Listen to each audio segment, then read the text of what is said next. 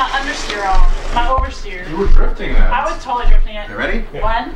No, don't crash now. Try to make it around. Okay. Set, go.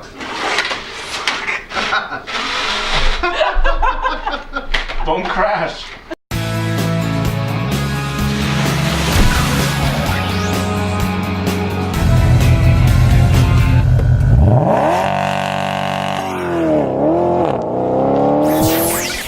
Следующее очень интересно. SRT. Okay, so we are doing SRT. Yeah. SRT, I think we all. Yeah, there's only one car. Basic. Well, there's more than one car, Right. but Viper would be the one, yeah. Would No the doubt. Jeep SRT8 qualify Yeah, for you? yeah. Okay. Go for the Jeep. Because I haven't driven the Viper because someone else went to it. But But who? Everybody who's driven the Viper, raise your hand. Oh, hi! I'm going to raise something else and we're going to have to edit it out. So It's the loneliest number that you the Jeep SRT8 is completely impractical as a Jeep, but as a driver, if you can afford the gas, my God, that thing has power. Yeah. Oh, it's so much. It's like driving. It's like driving a Subaru WRX STI on. It's been taking metabolic steroids. It's just monster. Love it. Следующее Subaru. Oh, speaking of which, Yeah. Oh, Subaru. that's interesting because there is a new guy on the block, isn't there? You guys go first. STI.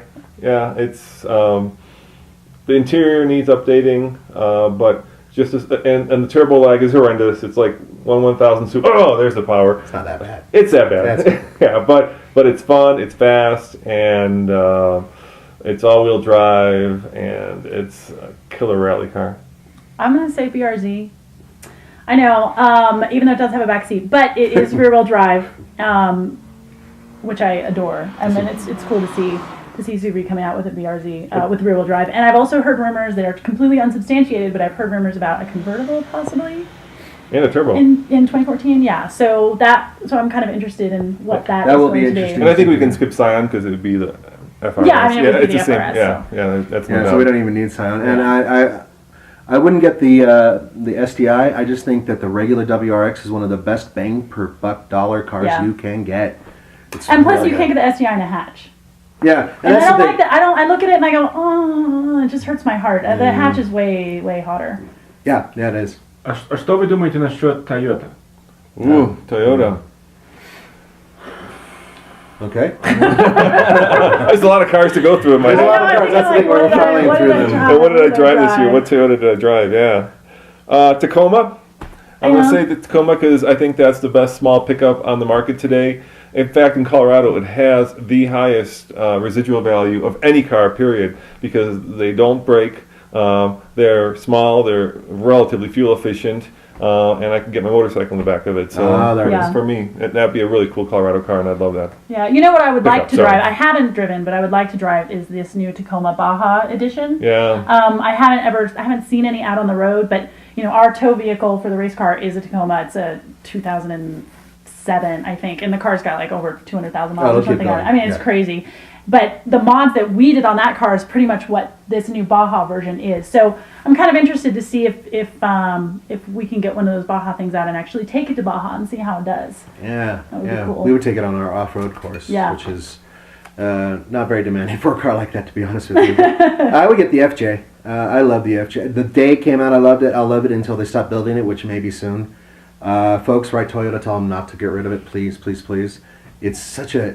It's almost a stupid car because there's so many things about it that don't make sense. Big blind spots, tiny window, very difficult to see obstacles as they're going over them, but a great off-road vehicle and a lot of fun. So yeah. Well, one of the American teams for the Gazelle Rally she's taking her FJ. Is she really? Mm-hmm. And as we're winding down, why don't you use this moment to tell them about the Gazelle Rally? Yes, Oh, sure, please. sure. So I'm going to be doing in March a 9-day off-road rally in Morocco with no GPS. All of your navigation is done with a compass and an old school map. Something else. No That is in penises. French. No penises. You can't have a penis and run in this rally. It's all women. It's a woman's rally.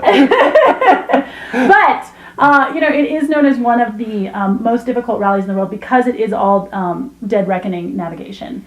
So I'm raising money for that. You can always contribute at rally.org/Team Courage Gazelles. We're hoping to raise some money for the National Breast Cancer Foundation at the same time. Wonderful. That's kind of our goal is to be able to do that. So yeah, I'm very excited. So it's going to be in should March. So check out my Facebook and Twitter because I tweet about that kind of stuff all the time. And you have a cheerleader here. I'll even buy pom poms. Yay! Go Yeah, I think it's team! I think it's absolutely cool. Desert racing, if you guys don't know, is one of the hardest types of racing in the world. It's demanding, it's difficult, and being able to navigate Dead Reckoning in a desert, not easy. Yeah, and what's great about this rally is you don't get points for fastest time, you get points for shortest distance. So what's great is that you're not putting a lot of wear and tear on your car, Right? Because you don't have to go like bam, bam, bam, bam over stuff. You can actually take your time. The whole point is to get in a straight line as possible. That's right. All right, Andre, are we almost done? Осталось два. Two more. Oh my gosh, two more. How do all these car companies even stay in business? I'm sure Suzuki's many asking the same options. question. Следующий Volkswagen. Oh, Volkswagen. Oh, Volkswagen, yeah. Nathan, you go first. I have it. That's easy for me. Okay. You're not going to agree with me, Yeah. but I still like the Golf R. Golf R, that's what I was going to say. Yeah, that thing, it is really, really fun to drive. It's not, I love the GTI, and it's still just a micro step above the GTI for me. It's such a fun car to throw around. Well, the corner. yeah, I like the GTI too, but it is front wheel drive. Yeah. So the Golf R with the all wheel drive, to me, it just kicks it into high gear for me. So I got a lot of crap from all of you out there when I said that the Golf R was $10,000 more than the GTI, and you're like, oh no, I'm saying that it's not that much. And I went to the dealership just to see, and a GTI is 25, a Golf R is like 37. If you get all the bells and whistles. So it's actually $12,000 more. Sure, you can get more expensive GTIs. And I just find that's not worth it. In Europe, you get the Recaro seats, you get the launch control, you get more horsepower. We get none of that here. Yeah. So it's like it's like an all-wheel drive GTI. Just go for the GTI. But my heart, once again, would go with the Touareg V6 diesel.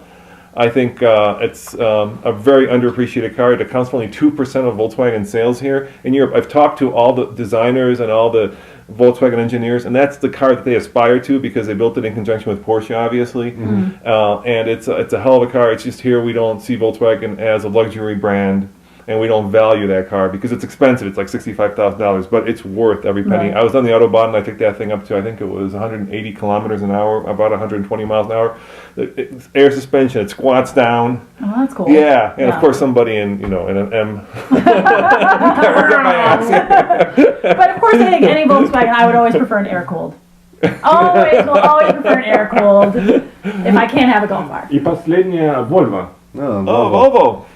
I love Volvos. My last car that I actually owned was a Volvo V70R, which was a hell of a fun station wagon, and I think I get the R Design S60. R Design, that's probably the one. We never get them. I haven't been in one. I was in the C30. Yeah. And it's going away, and I'm really sad that it is because it's the only Volvo that's sold in the States that had a manual transmission, and it was a fun little car. It was almost as much fun to drive as a Mini Cooper S, and that's saying a lot. Really? It's a fun car, and it's got it has back seats, but it's really for the driver. It's a driver-centric car. All right, guys. Cool. Before we end up here for our very special and first annual New Year show, Andrew, we have to ask you. So I'm going to name some Russian cars. Yes. And you tell us what your favorite one is. This is going to help me here. I'm just going to go off the top of my head, all right? Let's start with, I'm going to mispronounce it, Жигулик. Жигули. Yeah. Вторая моя машина была Жигули Универсал. Я на ней научился водить машину, и мне она очень нравилась. It's a universal machine. Speed. I don't know. All right, Moscovich. Москвич моя первая была машина. Oh, that was his first one. That was his first car. Она была горчичного цвета и комби. It had it was a convertible and it had lights. Не. No lights. No, it was a wagon. Combi. It was a combi. Combi, да. A combi is wagon. Okay, I didn't know I was going to be learning Russian, and I came over here today. И у нее было 427, да. 427 cc's, horsepower. 427 horsepower. Days it lasted. Any car built in Russia. Days it lasted before it broke down. 4-door, 2.7 liter. I'm guessing. All right. How about the Chaika? Чайка, я никогда не был в Чайке. Oh, that was the Apparatchik car. Только для КГБ, понимаешь? All right, and Niva. Нива мне нравится, но я ни разу в ней не был. Okay, I got it. Okay, he said something about rabbits. Yeah. Would you run over a bunch of rabbits with it, or what? Rabbits pull it. Yeah, he's. All right, Andre, here you go. We're gonna have to. Spasiba. I know that word. Spasiba. Sorry guys, it's not vodka tonight. A New Year's toast, Emmy. Thanks. Nathan. Oh yeah. Don't be shy. Yeah. I like that we're drinking champagne out of wine glasses. I know. I love that you're not. You don't succumb to the rules of society. That makes me happy. Especially in the Have you seen our videos? All right, just a toast to all of you guys out there. To Emmy and Roadfly, and to all of you guys, thank you for watching.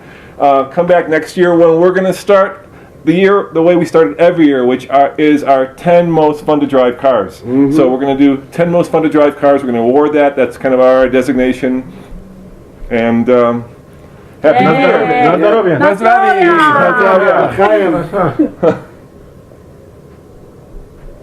Oh, I see you splurged on the $8 bottle of champagne.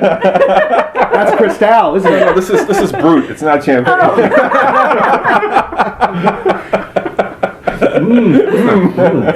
That wasn't too bad. Wine and Spirits magazine said it was a value brand of the year. So. See, you have to read the fine print. See you guys next time. Happy New Year. Happy New Year. Bye.